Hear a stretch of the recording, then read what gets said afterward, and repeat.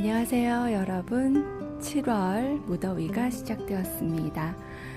저희 집도 어제부터는 낮에 에어컨을 틀어주고 있고요.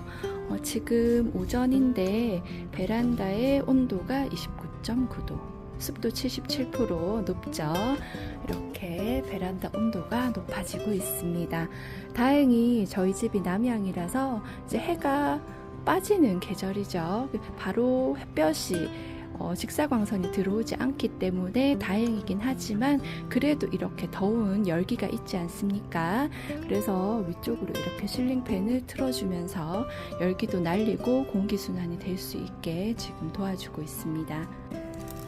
이렇게 줄기에 까맣게 무름이 와서 안녕하시는 이런 제라늄도 늘어나고 있는데요. 다행히 위쪽 줄기를 살려서 삽목을 할 수 있으면 좋겠지만 무름이 온 줄기는 아무래도 삽목 성공률이 좀 떨어지죠. 그래서 우리가 미리미리 봄에 삽목을 해서 보어미를 만들어 두면 좀 안심이 되죠. 자, 이렇게 제라늄이 아닌 식물들도 데친 나물처럼 이런 상태가 돼서 가시는 일이 점점 일어나고 있습니다.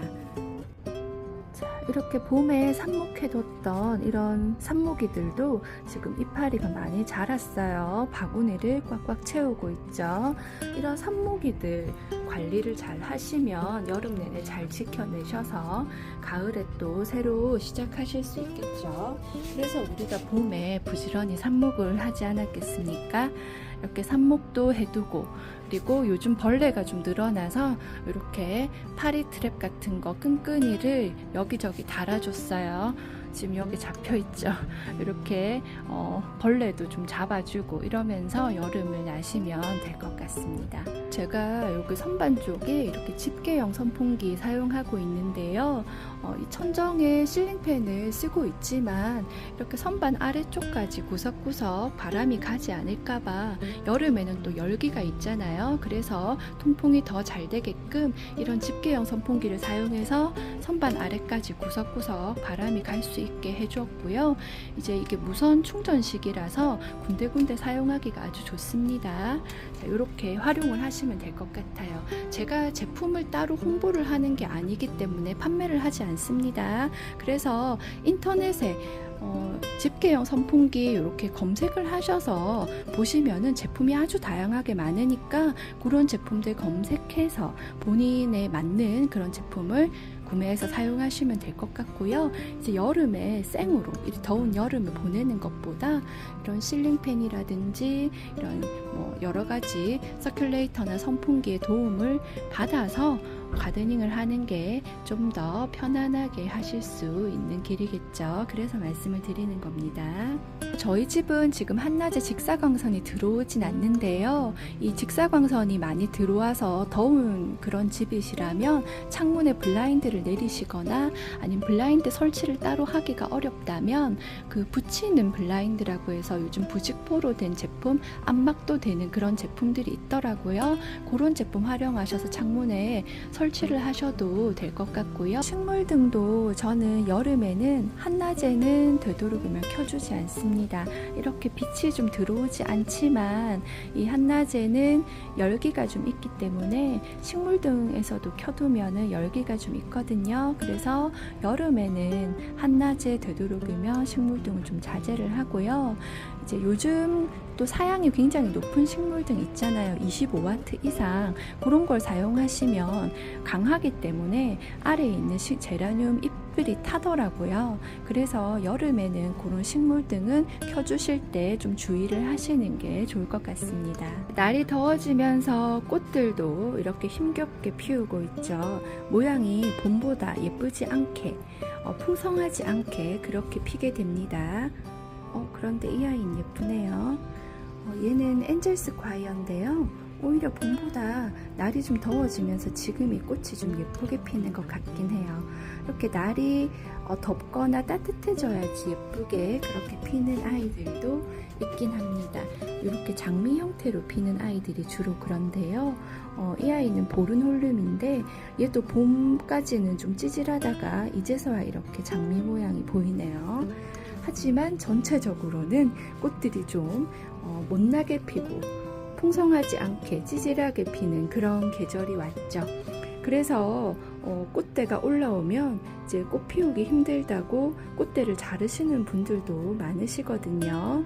왜냐하면 꽃을 피울 때 제라늄의 에너지를 많이 쓰게 됩니다.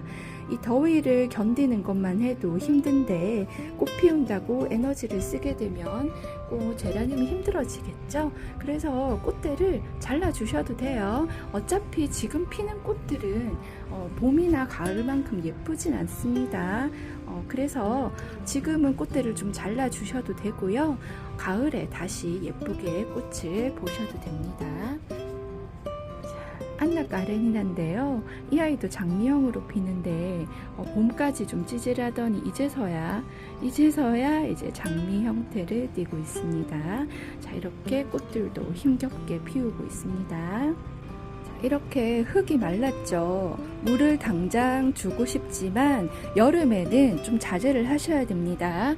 자, 이렇게 아침에 오전에 물을 주게 되면요, 이 열기가 낮 동안 들어오면서 이 화분 속의 물들이 더워지겠죠. 그러면은 뿌리가 익는 상황이 올 수도 있습니다. 자, 그렇기 때문에 이렇게 화분이 좀 말랐다 하더라도 참으셨다가 해가 빠지는 오후 늦게 아니면 저녁에요. 그때 선선할 때 그때 물을 좀 주시는 게 좋아요.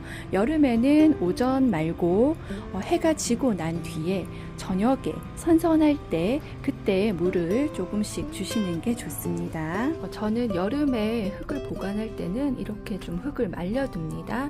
흙이 아무래도 쌓여 있다 보면 아래쪽에 습기가 남아서 곰팡이가 필 수 있거든요. 그래서 이렇게 좀 여러 군데 나눠서 흙을 말린 다음에 건조하게 한 다음에 보관을 하고 있습니다.